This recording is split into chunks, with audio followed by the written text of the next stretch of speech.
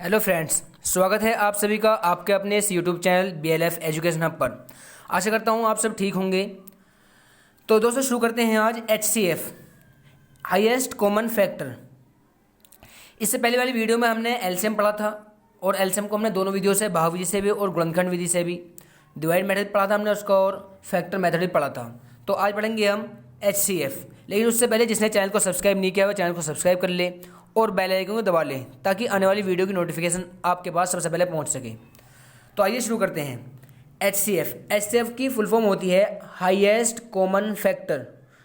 हिंदी में बोलते हैं इसे महत्तम समापवर्तक या महत्तम समापवर्तीय। तो इसकी डेफिनेशन है वह बड़ी से बड़ी संख्या जो दी हुई संख्याओं को पूरी पूरी काट दे, उन दी हुई संख्याओं का में से कहलाती है। तो इस डेफिनेशन को हम क्वेश्चन करने के बाद समझेंगे कि ये डेफिनेशन क्या कह रही है। सबसे पहले हम भाग विधि से 24, 12 और 36 का में से ज्ञात करते हैं। तो सबसे पहले इन तीनों में से तीन संख्याएं हमारे पास, इन तीनों में से हम कोई सी दो संख्या लेते हैं और उन दो संख्याओं का हम आपस में छोटी संख्या से बड़ी संख्या को डिवाइड करते हैं। जैसे मैंने 12 और 36 लिया तो मैं 12 से 36 को डिवाइड करूंगा क्योंकि 12 जो है वो छोटी संख्या है और 36 बड़ी संख्या है। तो 12 जब मैं 36 को डिवाइड करूंगा तो ये जाएगा 3 बार, 12 तिया 36, कुछ नहीं बचा। इसका मतलब जिससे जब कुछ नहीं बचने का है तो उस टाइम हमने जिससे भाग करा है उसी संख्या से हम अगली संख्या में भाग करेंगे। तो हम 12 से भाग करेंगे फिर 24 में, तो 12 दूनी 24, जिससे लास्ट टाइम भाग जाएगा वही संख्या हमारा में से कहलाएगी। तो हमने लास्ट टाइम भाग दिया है 12 से, तो हमारा जो HCF है में से वो है हमारा 12। उसके बाद हम इस सवाल को देखते हैं गुणनखंड विधि से। तो सबसे पहले हम फैक्टर करेंगे 24 के फैक्टर 2 से डिवाइड करते हैं हम। 2 एकम 2, 2 दूनी 4, फिर 2 से 2 छिका 12, 2 तिया 6 और फिर 3 से 3 एकम 3। उसके बाद फिर हम 12 के फैक्टर करते हैं। 2 से 2 छिका 12, 2 तिया 6 और 3 एकम 3। उसके बाद हम 36 के फैक्टर करते हैं। 2 से 2 एकम 2, एक बचेगा इसमें से, यहाँ हो जाएंगे 16, 2 अट्ठे 16, फिर 2 से 2 नीम 18 और उसके बाद 9 कटेगा 3 से, तो 3 तिया 9 और फिर 3 एकम 3। तो हमारे 24 के फैक्टर आए। 24 के फैक्टर हैं 2 गुणा 2 गुणा 2 गुणा 3। उसके बाद 12 के फैक्टर हैं हमारे पास 2 गुणा 2 गुणा 3। देखो जिससे हमने संख्याओं को काटा है वो हमारे फैक्टर कहलाते हैं, अभाज्य गुणनखंड कहलाते हैं, प्राइम फैक्टर्स। तो मैंने ये लिखे पहले, ये जब तक एक सब संख्याओं के नीचे एक नहीं आने का है, जैसे 24 है तो जब तक इसके नीचे एक नहीं आने का है कट के, तब तक हम काटते रहेंगे। ऐसे 12 के नीचे एक आ गया तो ये इसके फैक्टर हुए। ऐसे 36 के फैक्टर हैं हमारे पास 2 गुणा 2 गुणा 3 और गुणा 3। तो हमारे पास मैसे के लिए फॉर्मूला होता है, मैसे होता है हमारे पास कॉमन। एलसीएम क्या होता है हमारे पास? कॉमन। जो कॉमन होता है वही हमारा मैसे होता है। तो देखो जरा 2 इसके अंदर भी है, इसमें भी है, इसमें भी है, तो 2 क्या हुआ हमारे पास? कॉमन। तो लिख लेंगे हम 2 एलसीएम में, सॉरी HCF में। तो उसके बाद ये 2 इसमें भी है, इसमें भी है और इसमें भी है, तो हमने 2 ले लिया। ये 3 इसमें है, इसमें है और इसमें है। ये 2 इसमें ही है केवल और ये 3 केवल इसमें ही है, तो ये कॉमन नहीं आने के हैं। तो जो तीनों में एक जैसा हो, अगर हमारा जो क्वेश्चन है वो 3 संख्याओं का है तो तीनों में एक जैसा होना चाहिए। अगर 4 का है तो 4 में एक जैसा होना चाहिए, उसमें से एक लेंगे हम। तो सवाल कितना ही बड़ा हो, जितनी संख्याओं का क्वेश्चन है हमारा, उन संख्याओं में से हम कॉमन लेते हैं। अगर 5 का है तो 2 का 5 में देखना पड़ेगा, हम 5 में है तो हम लेंगे, वरना अगर 4 में भी है और 2 में नहीं है तब भी हम लेने के नहीं हैं। उसके बाद 3 इसमें भी है, इसमें भी, तो ले लिया हमने। अब हमारे पास आया 2 दूनी 4 और 4 तिया 12 आंसर। ठीक है, अगला क्वेश्चन देखते हैं हम। हमारे पास है 12, 20 और 40 का में से। तो सबसे पहले 2 संख्या लेते हैं हम, कोई भी 2 संख्याएं। जैसे हमने 12 और 20 ली तो इनमें हम छोटी संख्या से बड़ी संख्या को भाग करते हैं। 12 से हम भाग करेंगे 20 को, ये भाग विधि है। तो 12 एकम 12, 12 दूनी 24 करेंगे, ज़्यादा हो जाएगा, 12 एकम 12। अब हम घटाएंगे, 10 में से 2 के 8, यहाँ बचेगा 1, 1 में से 1 के 0। अब चूंकि 8 शेष बच गया तो हम भाग विधि में शेष से भाग देते हैं भाजक को। तो हमारा भाजक है 12। अब शेषफल बचा था हमारा 8, 8 से भाग देंगे हम इसको। तो 8 एकम 8, क्योंकि 8 दूनी 16 करूँगा ज़्यादा हो जाएगा, तो 8 एकम 8। अब घटाऊंगा, 12 में से 8 घटेंगे तो 4 बचेंगे।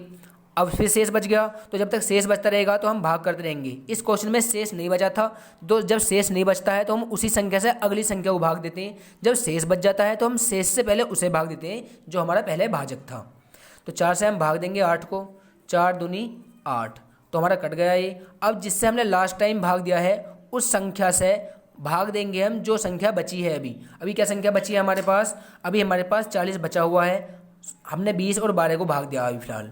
तो फिलहाल हम 4 से जिससे लास्ट टाइम भाग दिया है उस संख्या से हम 40 को जो बची हुई संख्या है उसे भाग देंगे। 4 से 40, 4 एकम 4, घटाया तो 0 बचेगी। अब उतार लिया अगला अंक 0। अब जो 4 है हमारा, अब जब हम ऊपर से कोई संख्या उतारते हैं उसमें पढ़ा नहीं जाता तो हम यानी कि 0 लगाते हैं। लास्ट टाइम जिससे पूरा पूरा कट जाए वही हमारा में से होता। तो में से क्या है इसमें? हमारा में से है हमारा इसमें 4, मतलब HCF कितना आया? 4। इसको हम गुणनखंड विधि से देखते हैं। तो सबसे पहले हम 20 के फैक्टर करेंगे। तो 20 के फैक्टर है हमारे पास, 2 से काटें, 2 एकम 2, 0 ऐसे ही, 2 पंजे 10, 5 एकम 5। उसके बाद 12 के फैक्टर करेंगे हम।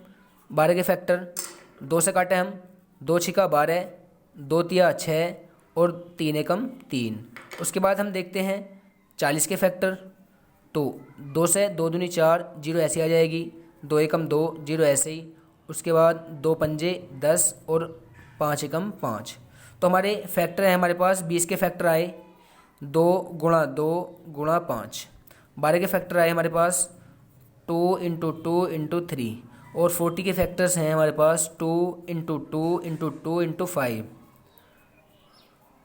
अब देखो जरा इनमें एक जैसा क्या है, तो में से के लिए हम क्या देखते हैं? कॉमन। जो कॉमन होगा वही हमारा में से होगा। तो 2 इसमें भी है, इसमें भी है, इसमें भी है, तो 2 तीनों में कॉमन है। अगर 3 संख्याओं का सवाल है तो हम तीनों में देखेंगे कॉमन। 4 का होता तो 4 में देखते। फिलहाल 3 का क्वेश्चन है तो हम 3 में देखेंगे। तो 2 2 2 एक ले लिया हमने, ये भी इस तीनों में है तो हम इसमें से केवल एक लेंगे। अब देखो जरा 5 इसमें है, इसमें नहीं है, इसमें है, तो नहीं लेने के, तीनों में होना चाहिए। 2 इसमें है, इसमें नहीं है, इसमें नहीं है, ऐसे 3 इसमें है केवल, इसमें नहीं है। तो जब तीनों में एक जैसा है, अगर 3 संख्याओं क्वेश्चन है तो तीनों में से एक जैसे लेंगे। 4 का है तो 4 का, तो 2 दूनी कितना हो जाएगा हमारे पास? 4। तो में से कितना आया? 4। अब देख लें हम डेफिनेशन को। डेफिनेशन कह रही थी वह बड़ी से बड़ी संख्या जो दी हुई संख्याओं को पूरा पूरा काट दे उन संख्याओं का में से कहलाती है। अब देखो जरा 24 12 36 का जो फैक्टर है 12 है, लेकिन अगर मैं देखूँ तो 24 को 6 भी काट देगी, 24 को 2 भी काट देगी, 24 12 36 को, और 4 भी संख्याओं को काट देगी, और 12 भी काट रही है। ये 4 संख्याएं जो इन तीनों संख्याओं को काट रही हैं। 6 से 6 चौक 24, 6 दूनी 12, 6 छिंग 36, 2 से 12 दूनी 24, 2 छिका 12 और 18 दूनी 36। अब 4 से देखें हम, 4 छिंग 24, 4 तिया 12, 4 निम 36, 12 से 12 दूनी 24, 12 कम 12, 12 36। तो ये 4 संख्याएं हमारे पास। इन 4 के अलावा कोई भी ऐसी संख्या नहीं है जो इन संख्याओं को पूरा पूरा काट दे। तो ये 4 ही संख्याएं हैं जो इन तीनों संख्याओं को पूरा पूरा काट रही हैं। अब हम देखेंगे इनमें बड़ी संख्या क्या है। तो इनमें सबसे बड़ी संख्या क्या है? 12। तो हम क्या कह रही थी हमारी डेफिनेशन? वह बड़ी से बड़ी संख्या जो दी हुई संख्याओं को, जो क्वेश्चन में दी हुई हैं, उन संख्याओं को अगर कोई संख्या पूरा पूरा काट दे तो उन दी हुई संख्याओं का में से कहलाती है। तो 12 इसको भी काट रही है, तीनों को काट रही है, 4 भी काट रही है, लेकिन इन सारियों में बड़ी संख्या क्या है? तो वो 12 है। तो बड़ी से बड़ी का मतलब ये है कि जो उन संख्याओं के फैक्टर हों, तो उन संख्याओं में बड़ी संख्या क्या है? तो 12 4 2 6 में 12 इन संख्याओं का में से है। तो बस ये थी हमारी डेफिनेशन। अगर वीडियो अच्छी लगी हो तो वीडियो को ज़्यादा ज़्यादा शेयर करें, लाइक करें और कमेंट में इन क्वेश्चनों का आंसर दें जो मैंने क्वेश्चन दिए हुए हैं, और इन क्वेश्चन की ज़्यादा ज़्यादा प्रैक्टिस करें तो आपको ये हमेशा याद रहेगा। मिलते हैं अगली वीडियो में।